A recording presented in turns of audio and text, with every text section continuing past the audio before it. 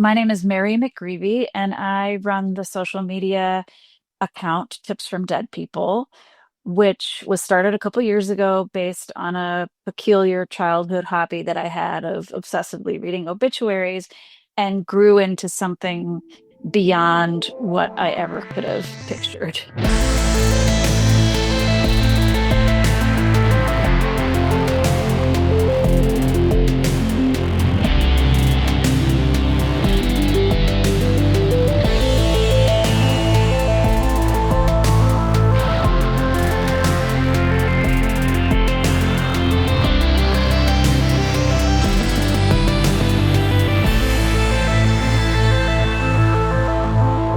Obsessed with death.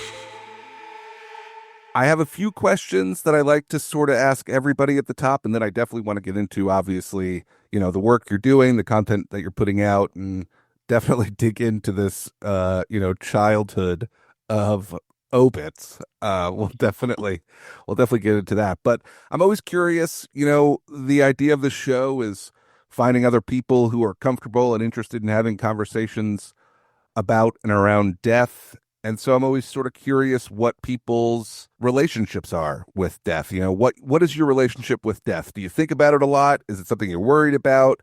What do you consider your relationship with death like right now? Well, I think that the fact that read obituaries all the time has, I don't want to say it's hardened me, but it has made me somewhat immune to some of the hardest parts about thinking about death because I'm reading these stories. Some of them are sad, some of them are poignant, some of them are hilarious, some of them are mean, and it all gets you thinking kind of on a daily basis about how you want to die and like what you want to leave behind, what kind of story you want to tell, and how millions of these stories are being created every single day. And we're all just kind of a drop in the bucket in the big scheme of things. So I think these stories, in a weird way, have sort of protected me, and continue to protect me from the hardest parts about death. I can focus on the story part of it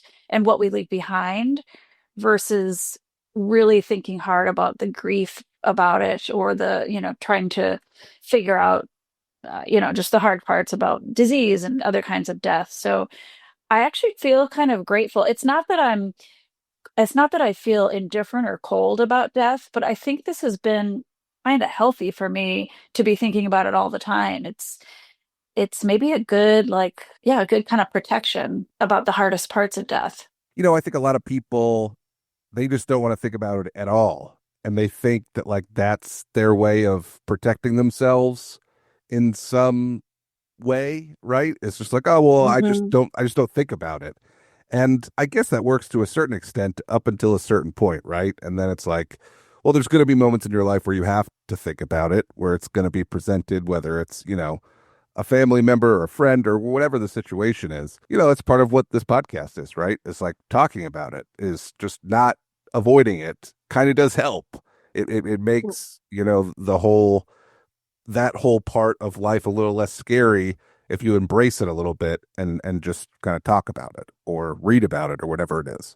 It's both angles. It's both the practical part of death, like how how you want to be remembered. Do you want to be cremated? Do you want natural burial? Do you want acclamation? Do you want to be shot out of a cannon? It's like the practical parts of it. Anything is less scary if you prepare. Even a work project becomes less intimidating if you break it down into smaller pieces. But it's also the kind of emotional slash, I guess I would say maybe even spiritual aspect of death. The more you think about it, the easier it becomes to think about it. Something else that I've been asking people recently, and I haven't had a ton of luck with this question, but I'm not giving up on it yet.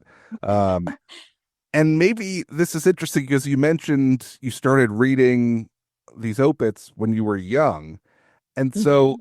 I have a very clear memory of the exact moment where it sort of just clicked in my brain that I was going to die. Like I could remember exactly when it happened, when whatever that switch flipped. Do you have a moment? Do you have a memory Is there anything that sticks out where you remember the moment you realized that you were going to die one day? Hmm. And it's okay if you don't have an answer. Yeah, I don't I think don't. anyone has Yeah. yet. Well, keep asking, keep I'm trying, yeah. because you might get the most amazing conversation out of I'm this. yeah, I'm waiting for it. I don't remember that moment. I do think, though, two things. Number one, Yeah. when you start reading obituaries as a kid, maybe I don't remember the exact moment, but I remember the feeling of reading these stories and thinking, well, what else is there? Like, isn't there more to their life? There's going to be more to my life than what I see in this little obituary. So I clearly remember kind of evaluating my own life against these people that I was reading about. So that feels like kind of like at a young age, it's like implicit that you're acknowledging your own death. And then the second thing, so this, I don't know if this gets too woo-woo, but I have a college friend. Two of my college roommates died young, tragically. One died of cancer and one was murdered.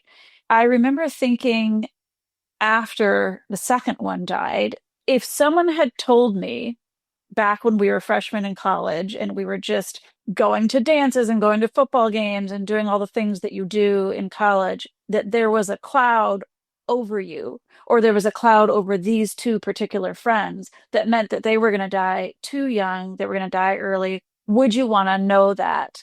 And I just started envisioning all of us as a group of friends, like who has the cloud over there, and who's been chosen basically to go early. And I concluded that that knowledge is far too much. Like, even if you say you want to know the future, that kind of knowledge is too much. Being oblivious about our own death is far better. It's a far bigger gift than having any sense that in somehow we're fated to go at a certain time. So I don't know if that's like a sideways sort of answer to that question, but I've thought about that a lot, and I don't really know how to write about it or talk about it better than that, other than to say I think obliviousness is in many ways it's is a gift. Yeah, it's something I think about as well. I didn't really lose anyone at that age, at like college age. It happened, much later in my life. But I remember always sort of thinking, I had I lost like three people in like 3 years, and it was all from different things, and it was all stuff that like you didn't really expect, and I could totally relate to that in the sense of like my brain went to, man, I didn't expect any of these people to be gone before me. One of them I was Right. like, I thought for sure would outlive me, like 100%. And I don't know. I sort of kept that to myself, I guess, a little bit because I don't know if that's like an appropriate thing to say to like other friends that are like also grieving the same person, where it was just like, man, I can't believe I outlived that person. Right. You know, Survivor's guilt. Yes. yeah, it's a very odd thing that I'm really just experiencing for the first time, and then for it to just sort of happen like back to back to back like that, two of them being a complete surprise, and then one sort of it was cancer, and you were sort of able to slowly prepare for it, but yeah, it's a really interesting thing to sort So of. did you say were you 11 when you first were aware of your own death? No, I was embarrassingly old actually when I realized I was going to die.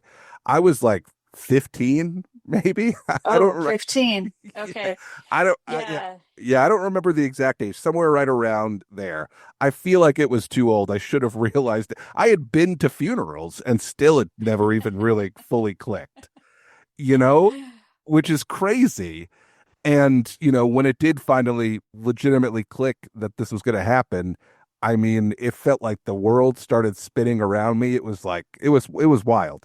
Well, But that's a loss of innocence, no matter yeah, that was an older age, I suppose, to think about it, but yeah. no matter what, it's a loss of innocence. And then every death in your life that's subsequent to that keeps like boomeranging back to that realization that, oh, yeah, it was them this time, but it could be me anytime. Yeah. I mean, one of my friends, it was just like he took a nap and just didn't wake up. And you're like, well, now I'm just terrified to go to sleep every night because I'm just, it could just be that sudden, that, random.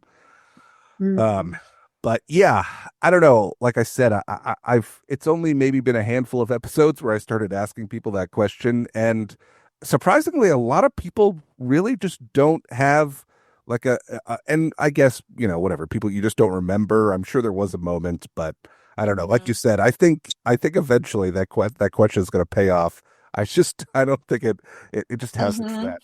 Hmm. Yeah, you're gonna come across someone who had a lightning bolt Yeah, at a certain age, and I hope yeah. so. We'll get there. I'm just so curious. Obviously you mentioned that you started reading these opits at a young age. How old were you when you started, and what sort of sparked this interest, and how did this all start? I don't remember the exact age, but when I was a kid, my mom was a journalist in my hometown of Sioux Falls, South Dakota, and she briefly worked for our hometown paper. And in that stint, one of her assignments was being the obituaries editor. So Oh I wow. think I must have started paying attention then.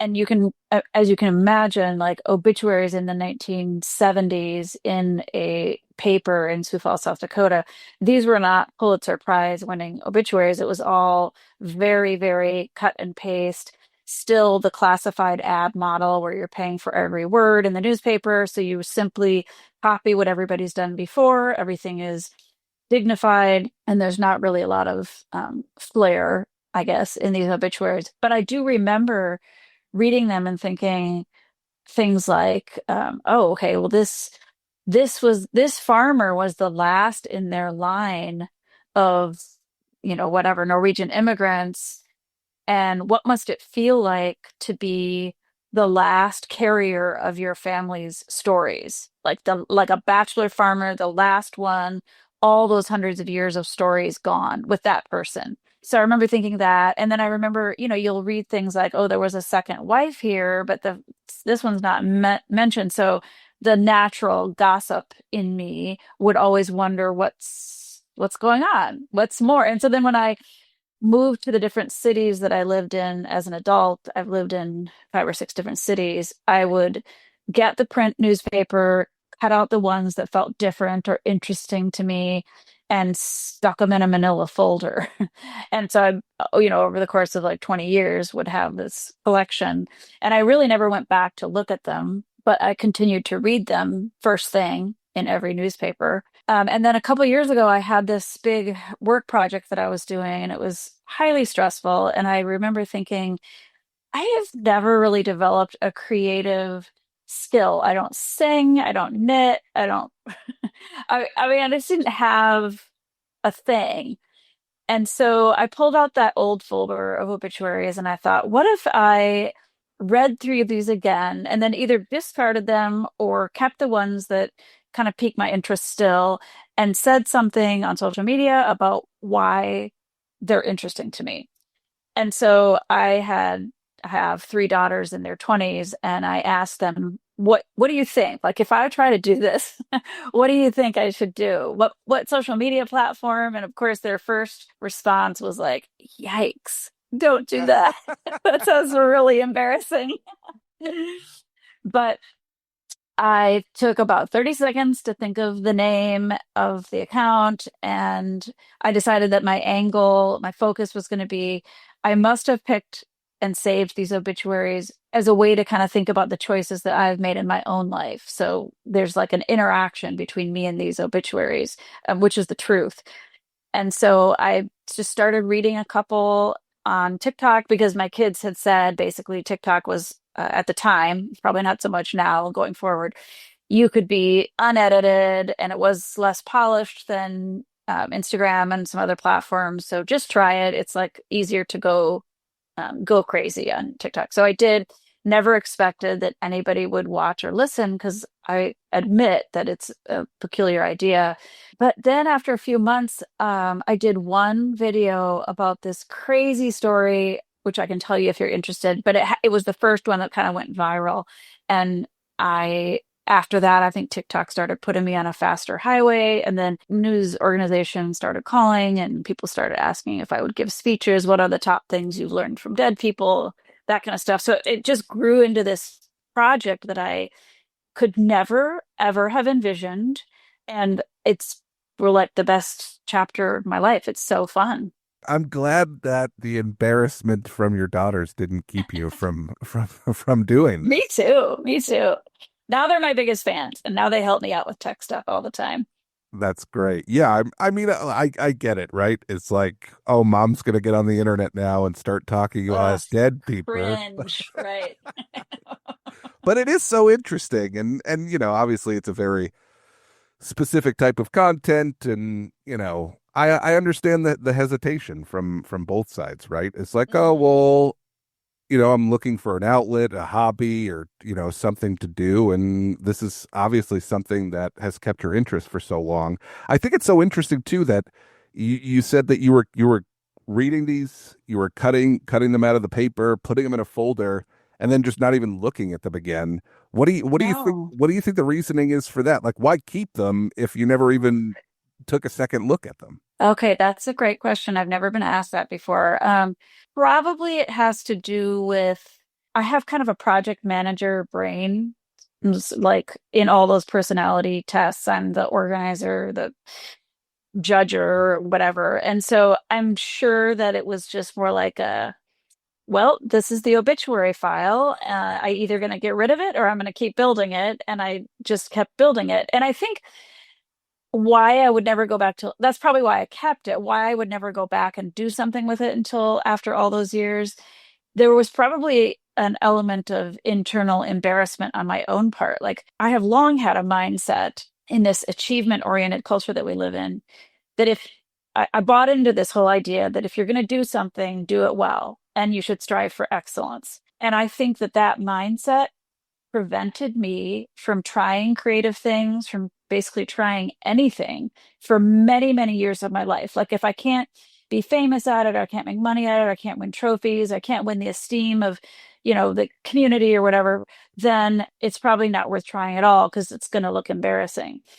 Reading all these obituaries about flawed people who are still happy or misanthropes who were still loved, imperfect, like highly imperfect people who still, when it's all said and done, they're dead and the story is being written, had a good life with good relationships.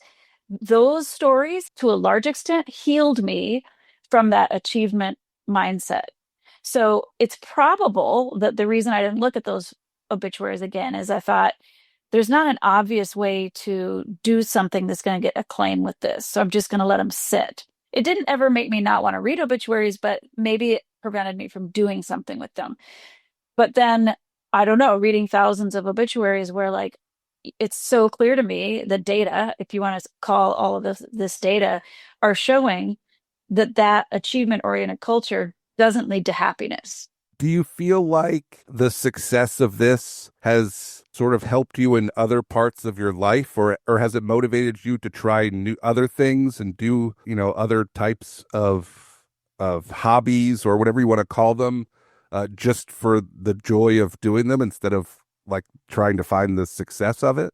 Definitely. I started taking adult tap dancing classes, which I took them when I was a kid, and I always wanted to come back. But I thought, increasingly as you get older, it's like, oh, that's embarrassing. Don't do that. You're going to be in the class that's like very basic and elemental. And yeah, and I have signed up to do some things in my community that I'm a tour guide at our local historic cemetery.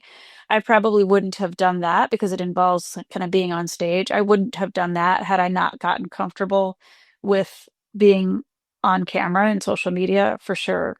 And I think to like acknowledging to the world that you took on a creative project and it's become fun no matter what the results gives you a kind of confidence and ability to mentor other people in doing that same thing. Like if you encounter people like, no, I'd really like to try rock climbing, but I think I'd suck at it, so I'm probably not going to do it. Like I am going to come at you hard. Like, oh my God, you have to do that. You have to do that. Do not worry about the results. Even if you just try it once, please, you must. Because imagine the tragedy of being 90 years old, close to death, and realizing that the reason you didn't try cold water swimming or, ice plunges or whatever is because of how you look in a swimsuit. I mean, I think Anne Lamott has a quote, something to that effect as well. Like, imagine the tragedy of that. So I think, yeah, I mean, I do think this project has given me the confidence both for myself and to encourage other people to do creative things. Yeah, it's really unfortunate how often people aren't doing things that could make them happy or change their life or, something in the middle of that just because they're worried about what other people are going to say or think about them Hmm. just because they want to try something. It's really unfortunate. There's a David Foster Wallace quote that I love where he says, "You'll stop worrying so much about what others think of you when you realize how seldom they do." And A 100%. I think Yes. it's perfectly said in the sense of like you're the main character of your story. Everyone's the main character of their story. People aren't paying attention to you as much as you think they are. People are focused on their life, what they're doing. They may see a video of yours or hear about a thing you're doing, and maybe they'll have an opinion or a thought on it, and then they're going to go right back to thinking about themselves. And that's just sort of how 100%. the Yeah. world works. And I think if more people thought that way, people would try things more. People would, take chances on things. I think that that's a big part of this podcast and the fact that we're all going to die one day and you only have so much time. And there might be, like you said, a dark cloud over you that you don't know is there. And you might not have that much time left. The world pushes us toward conformity, whether it's through cultural, demographic, geographic, professional. The world insists on conformity in so many ways. But I read an obituary recently, I haven't done a video about it yet, of a guy from New Jersey who, I mean, his profile reads like kind of Sopranos. It's like Okay. he made meatballs and he was a steam fitter. And I mean, it was just like, wow, this is a tough guy. He's a brutal guy in some ways. But also included in his obituary was that he was kind of a master at origami. And I thought, this is pushing against type. Someone like that, it may not make you mad or sad that you are conforming to all the expectations about you. That's fine. But if you don't allow the other things to enter, like the origami or, people who want to be, focus on baking or whatever the thing that is against the type of their culture, that's a huge bummer. And I find such joy in reading these obituaries where people are doing things that are unexpected and they're not worried about the acclaim. They just have this one guy he was he was incarcerated, but after he got out of jail, he started collecting metal signs, and his neighbors were really angry about it. But in the end, they kind of celebrated it. It's like we need more people like that. We need less conformity. And I should say too, like since the very first days of Tips from Dead People, I have not had to do that much research on my own because people started sending me almost immediately dozens of obituaries a week. And Yeah. I mean, I can't do videos on all of them, but that's been a huge joy. I still read them for myself, but like the Yeah. content is never ending. Yeah, I'm officially the guy that like anytime a friend of mine or a family member sees a weird death story or thing or whatever, they send it to me. I get all the death Hmm. stuff now. So I love it. Yeah. I'm glad they think of me. I think a lot of people, and you sort of brought up here, how obits can sometimes highlight like the quirky, unexpected sort of details about a person. And I was just sort of curious what you thought about, and like I said, you sort of explained it, but I feel like I want to just dig a little bit into it is why that seems to resonate with people more than like any sort of big accomplishment. Just in general, humans want to know as they get into the second or twilight years of their life that they were enough, that they were good enough. The life that they chose to live was a good one. I think that's like a fundamental human need. If you're not a person who has been working at McKinsey or got an Academy Award or whatever, the world is sometimes saying that you're not enough because you don't have this LinkedIn version of accomplishments. Mm. And I will fight against that till the day I die, for sure. Like I cannot stand that. Even at, the New York Times, like, bless the New York Times, but everybody is obsessed with accomplishments in the obituaries that appear in the New York Times. You're not going to find real quirky stuff there. So from like a human point of view, I think we all want to know that our story is enough and that we, despite whatever the world tells us about accomplishments, that the little things in our lives amounted to goodness or, a satisfying life and so forth. So I think like if you're thinking about writing your own obituary, to include the little things that were meaningful to you is everything. That's every bit as important as saying, what your job was. For me as a reader, I am endlessly curious. I don't know if it's the fact that my mom was a journalist or that I'm, like I said in the beginning, just really gossipy, kind of like reality television, all that kind of stuff. I love all that stuff. So for me as a reader, I'm bored instantly if the obituary is a template and if it includes, stuff about their jobs right away. What I want is, like I read one recently, this woman, here are the things Trish loved. And it was basically just a list. And it was like Cartier watches, David Sedaris, square shaped bullet points. And it was like a list of like 20 completely random things. Yeah. Here's the things Trish hated. And it was another list. That was the next paragraph. And it was like Caillou, the PBS cartoon character, Caillou, cold butter, skinny jeans. I mean, it was just like, Yeah. again, like 20 different things. And I thought, I don't even need to read one more word of this obituary. If I had to choose between sitting next to Steven Spielberg at a dinner party or this woman, Trish, it's Trish all day. Like that's just feels so important to me. And that's the well-rounded life. I mean, if you think about it, even the famous people don't have more than a couple generations before people are going to completely forget them. Kids these days will have no idea who Clark Gable is or, people like that.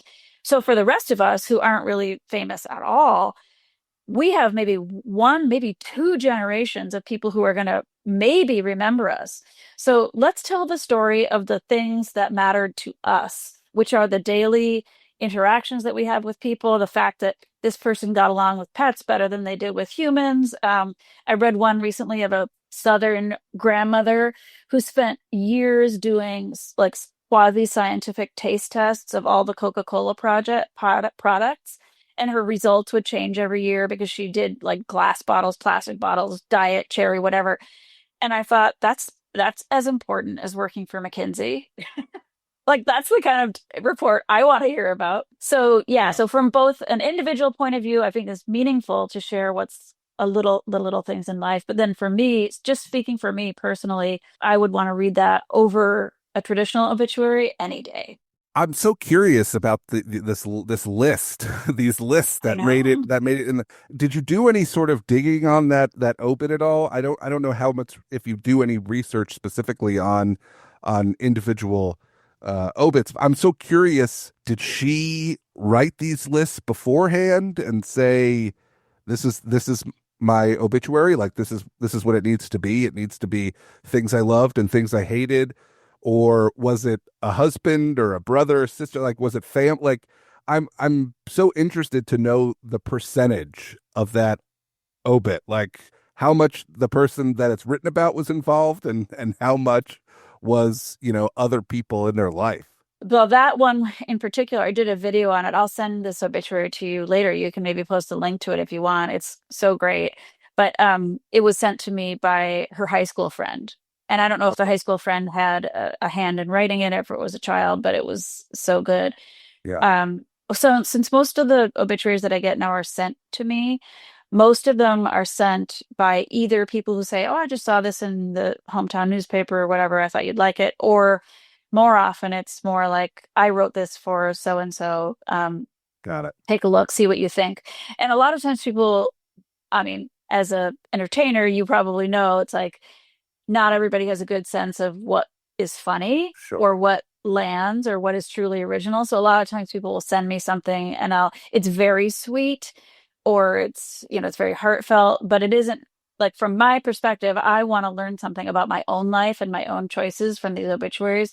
So if it doesn't pass that little filter, then I just send a nice thank you. And I'm so grateful when people do. One interesting thing, because I've been doing this account for a couple of years now, is that now I've started to get people sending me obituaries where they specifically say, your account helped me write this obituary. I decided not to focus on whatever, fill in the blank jobs or whatever. And I decided to focus on the tiny things. And I mean, that will bring me to tears if someone messages me that, because it's like, okay, my work here is done. Like Yeah, you did it. that's incredible. Yeah.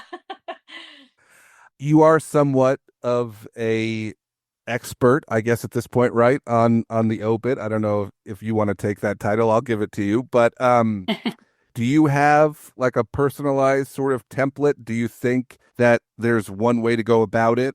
Should it be the person who it's going to be about writing it? Should it be other people? Like what do you think? How do you think people should collaborate or create these? Is there like a perfect template to it?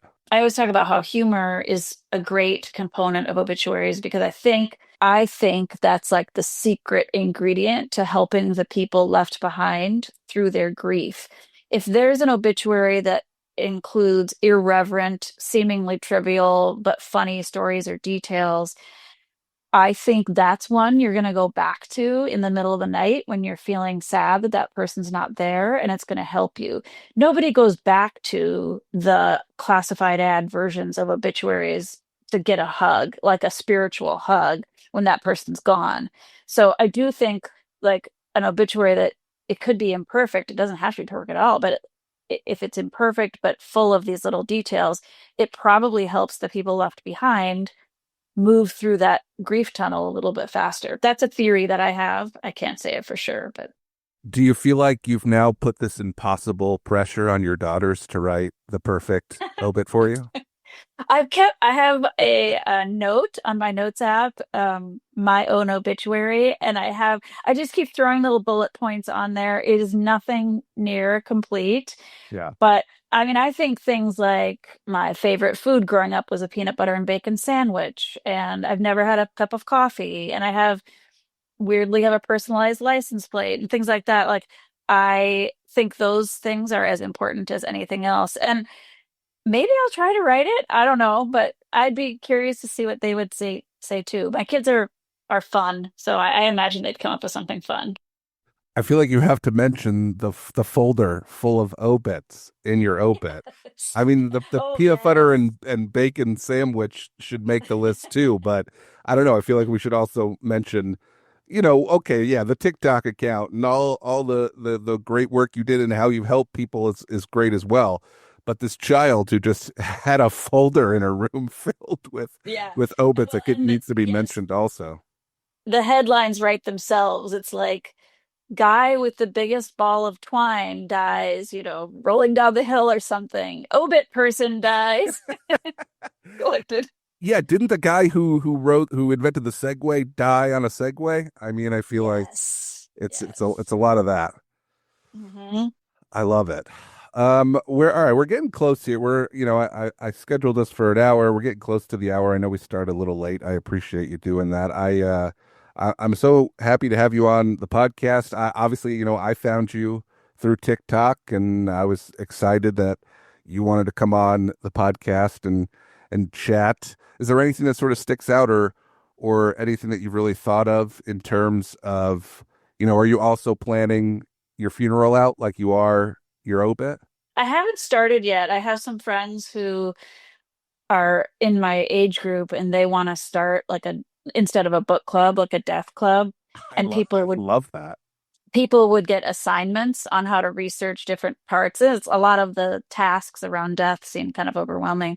Yeah. And I think that's a great idea, and I hope we can do it. I have some friends who are very interested in green burial. I don't know if you've done an episode on that, but if you haven't, it would be a great one. And Yeah. so I was they had a booth at the Minnesota State Fair recently on green burials, and I helped out at the booth. So I had to study and do a little crash course on what green burial is. And I think it's beautiful, and I would love to choose that.